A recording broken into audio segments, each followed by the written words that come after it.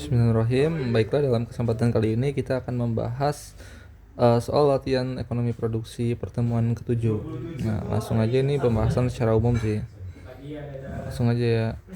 Buat nomor 1, perusahaan pertanian PT FPN Sejati yang memproduksi keripik singkong memiliki fungsi produksi Y sama dengan 100 plus 51X dikurang 0,2X kuadrat, di mana Y itu keripik singkongnya, terus X-nya itu adalah input singkongnya. Nah, diketahui harga keripik singkongnya itu 2.500, sedangkan harga singkong itu 250. Nah, berapa kilogram singkong yang harus digunakan untuk menghasilkan keripik yang singkong yang optimum? Berapa kilogram keripik singkong yang optimum dihasilkan?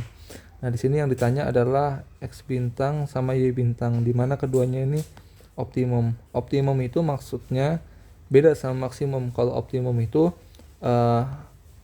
P-nya itu atau keuntungannya itu maksimum. Sedangkan kalau misalnya X sama Y maksimum itu artinya kalau misalnya di kurva produksi itu di daerah TP maksimum gitu. Nah, di sini kan Pi maksimum ya. Pi maksimum itu saat dP per dy sama dengan 0. Nah, Pi itu kan TR min TC ya. Nah, kalau teman-teman cek itu nanti jadinya PM sama dengan PX per PY. Nanti dapetin ini dari sini ya. Ini bisa teman-teman cobain sendiri gitu ya. Nah, setelah itu tinggal dimasukin angkanya gitu. Nah, PM itu kan D per DX. Nah, masukin D51 dikurang 0,4X ya ini. Ya, setelah dimasuk-masukin didapetin lah hasilnya nanti didapetin kan berarti X-nya berapa, nanti baru substitusi ke Y sehingga didapatkan Y-nya berapa. Begitu juga sama dengan yang B. Yang B itu harga singkongnya naik jadi 500. Jadi nanti sama aja kan, tinggal PX-nya naik 2 kali gitu. Y-nya pun demikian nanti perubahannya. Kayak gitu buat nomor 1. Terus lanjut ke nomor 2. Diketahui TC-nya sama dengan 1000 tambah 220 dikurang 3Y kuadrat. P-nya itu 100, PX-nya itu 75. Nah, berapa output yang dihasilkan? Nah, di sini sama kayak yang tadi, dimana P-nya nanti sama dengan MC, marginal cost. Nah, ini diturunkan dari rumus yang ini. Tuh udah dibahas tuh di kuliah sama praktikum ya. Jadi marginal cost-nya berapa dari sini kan dapetin. Nah, PY-nya juga 100 nih, sehingga didapatkan nilai Y-nya gitu.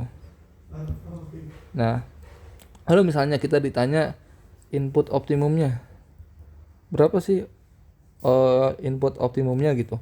Nah, kita bisa nyari nih caranya gimana, dengan kan kalau misalnya maksimum itu kan MR sama dengan MC ya.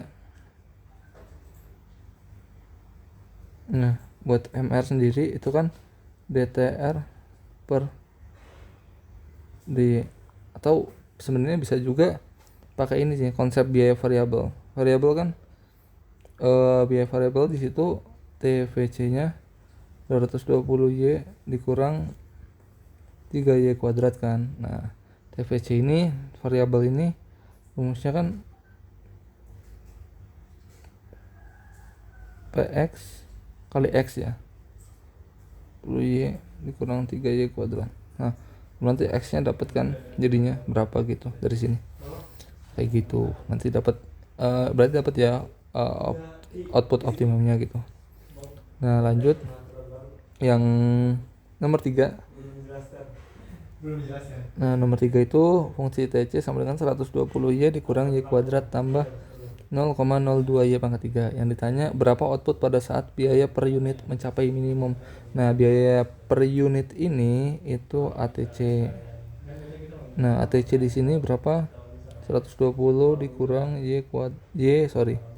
ditambah 0,02Y kuadrat. Nah, biaya per unit minimum artinya ATC aksennya itu sama dengan 0. Tinggal turunin aja terhadap Y gitu, sehingga didapatkan nilai ATC-nya.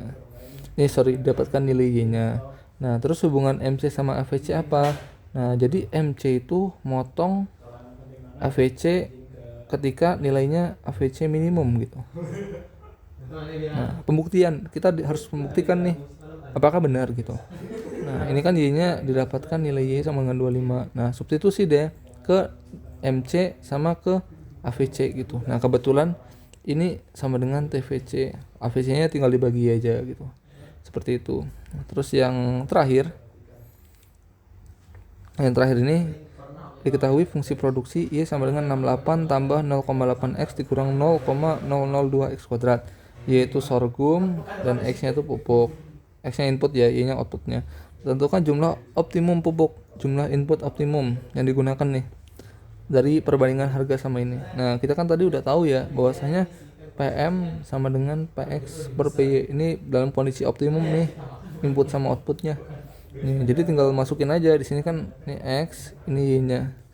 Jadi tinggal masukin aja dari segi harganya, PM-nya sama dengan 0,8 dikurang 0,004 4X. Nah, dapat ya, tinggal masukin aja nanti PX sama PY-nya sehingga didapatkan nilai X di sini semuanya gitu. Oke, kurang lebih itu buat penjelasannya. Jika ada pertanyaan bisa di kolom komen. Makasih.